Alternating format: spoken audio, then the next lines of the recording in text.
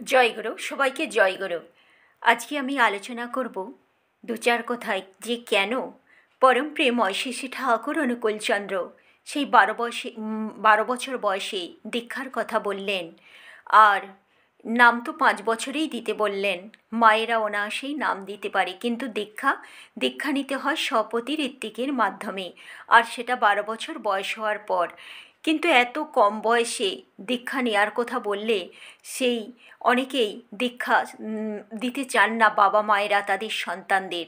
এক দাদা সেই প্রশ্নই একদিন শ্রী ঠাকুরকে করলেন যে, ঠাকুর, দীক্ষার কথা আপনি বলেন যজন যাজন ইষ্টভৃতি দীক্ষার কথা, কিন্তু বাবা মায়েরা নিজেরা তো নেন না অনেকেই, আবার তাদের ছেলে মেয়েদের কথা বললেও তারা সে কথা শুনতে চান না যে এত অল্প বয়সে কেন দীক্ষা দিতে হবে।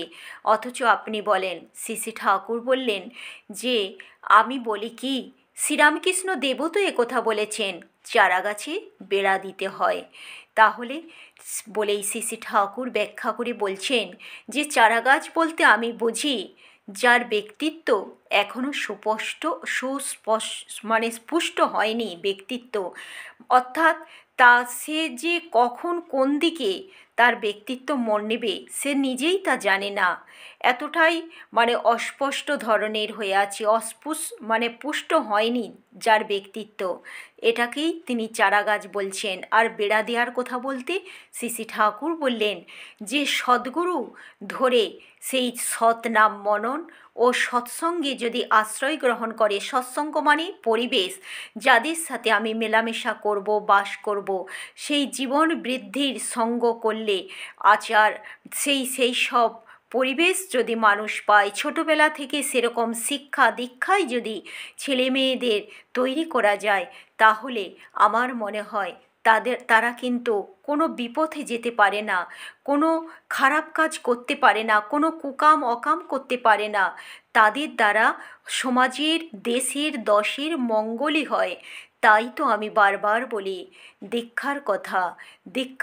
এইভাবে দীক্ষা দিলে সেই ছোট বয়স থেকে সৎসঙ্গ, সদ্গুরু, সৎনাম মনন চিন্তন ও সৎসঙ্গের আশ্রয়ে সে যদি বড় হয়ে ওঠে, তখন কিন্তু তার দ্বারা দেশের দশের মঙ্গল হবেই হবে।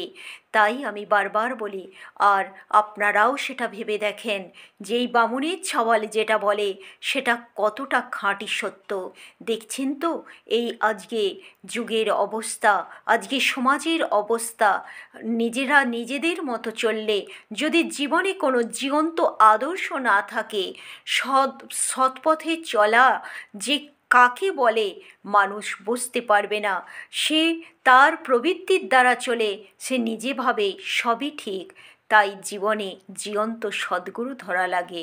জয়গুরু, সবাইকে জয়গুরু। আমরা জেনে নিলাম যে কেন সেই কম বয়সেই দীক্ষা দিতে হয়। 12 বছর বয়সে শ্রী ঠাকুর যে কথা বললেন, তাতে বাবা মায়েরও কিন্তু ভালোই হবে, মঙ্গল হবে। বাবা মায়েরা একটু ভেবে দেখেন আপনাদের নিজেদের কথা, আপনারা আপনাদের সন্তানদের এই পথে নিয়ে এলে মঙ্গল কিন্তু ভবিষ্যতে আপনাদেরই হবে। জয়গুরু, সবাইকে জয়গুরু।